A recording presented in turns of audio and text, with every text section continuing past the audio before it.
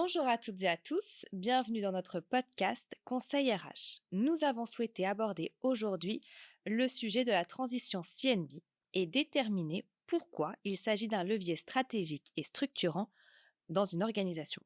J'ai le plaisir d'échanger avec Adrien Vazon, consultant rémunération et talent, qui finalise tout juste sa mission de transition et pourra donc nous partager tous les détails structurants de cette solution. Bonjour Adrien. Bonjour Aude, merci de me recevoir. Je suis ravi de pouvoir partager mon expérience avec vous aujourd'hui.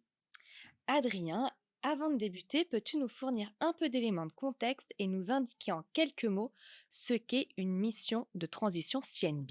En quelques mots, une mission de transition CNB consiste à intervenir dans une organisation pendant une durée déterminée sur un ou plusieurs sujets en lien avec les rémunérations et ou les avantages sociaux. Pour rappel, le CNB il a pour rôle de définir, gérer et optimiser la politique de rémunération et les avantages sociaux des collaborateurs. Il s'assure que les salaires, les primes et les autres avantages soient compétitifs, équitables et conformes à la réglementation en vigueur. L'objectif est donc d'intervenir sur ce périmètre. Sous quelles conditions dirais-tu qu'une entreprise pense à un cabinet extérieur pour une mission de transition en compensation and benefits? Les organisations nous sollicitent souvent lorsqu'elles traversent une phase de changement, une fusion, une croissance rapide, le départ du responsable CNB, ou bien lorsqu'elles ont besoin d'un renfort temporaire pour mener à bien un ou plusieurs projets. Dans ces moments-là, l'entreprise a besoin d'une expertise immédiatement opérationnelle, capable de sécuriser des décisions stratégiques sans attendre plusieurs mois de recrutement. Mais nous pouvons également intervenir dans une période de transition où l'entreprise est en manque d'effectifs et a besoin d'un renfort sur le quotidien des missions CNB. Enfin, nous pouvons également apporter une vision extérieure et un regard neuf sur une situation particulière au sein d'une organisation. C'est très clair, merci. Donc le rôle d'une personne en transition peut être varié, j'ai l'impression, et s'adapte complètement aux besoins à un instant T d'une organisation. As-tu un exemple de ce qu'attendait l'entreprise que tu as accompagnée récemment?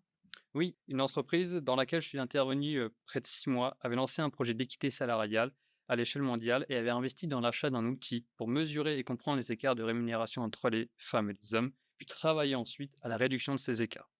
Cette entreprise a subi des transformations majeures en interne qui ont ralenti le déploiement de cet outil.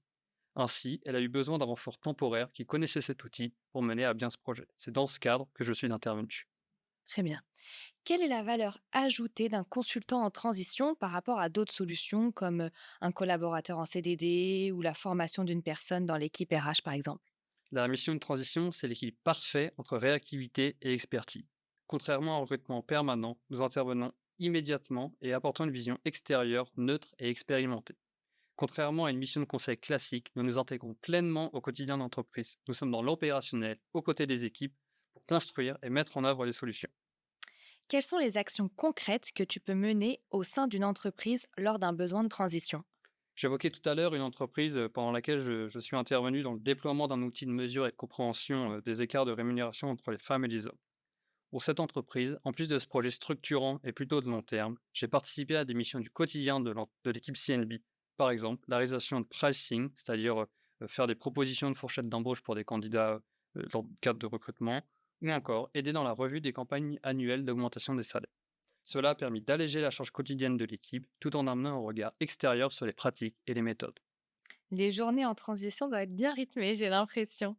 Peux-tu nous citer des bénéfices directs que tu aurais pu observer lors de ta mission, par exemple? Oui, bien sûr. Selon les missions sur lesquelles nous sommes amenés à intervenir lors de notre mission de transition, les entreprises peuvent bénéficier ou bien d'un support opérationnel pour soulager les équipes dans leur mission du quotidien, de l'amélioration des processus existants grâce à notre expertise et à notre connaissance des pratiques marché, ou bien de la conduite de projets majeurs, comme ça a été le cas pour moi, par notre expertise sur les différents sujets en lien avec la rémunération et les avantages sociaux.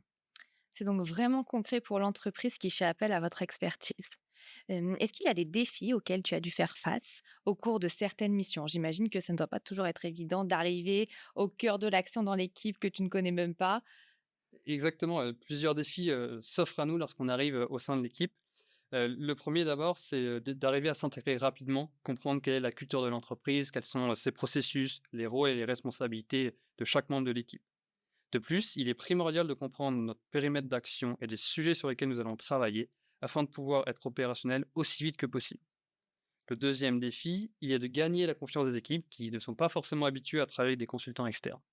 Et enfin, le dernier défi, c'est de réaliser une passation de qualité lorsque notre mission se termine, afin que l'équipe puisse reprendre notre travail de manière indépendante. Merci beaucoup pour ton partage, Adrien. Je trouve que ton témoignage nous permet vraiment de matérialiser et de se rendre compte du support qu'apporte une mission de transition CNB dans une organisation. Pour conclure, si tu avais un conseil à donner à une entreprise qui hésite à lancer une mission de transition CNB, lequel serait-il? Eh bien, je crois que je lui dirais de ne pas attendre d'être en situation de crise ou de forte Mhm. surcharge d'activité. Dès lors qu'un pic d'activité se fait ressentir, en raison d'un lancement d'un nouveau projet par exemple, ou bien en raison de l'absence d'un ou plusieurs membres de l'équipe, une mission de transition peut permettre de sécuriser la période et préparer un terrain plus solide pour l'avenir. Je lui dirais également que c'est un investissement qui combine à la fois l'efficacité immédiate et création de valeur durable, et qu'il est important de trouver un accompagnement expert pour s'assurer du bon fonctionnement de son organisation. Merci beaucoup, Adrien. Nous espérons que les missions d'une transition CNV n'ont plus de secret pour vous désormais et nous vous donnons rendez-vous lors de notre prochain podcast. À très bientôt. Merci.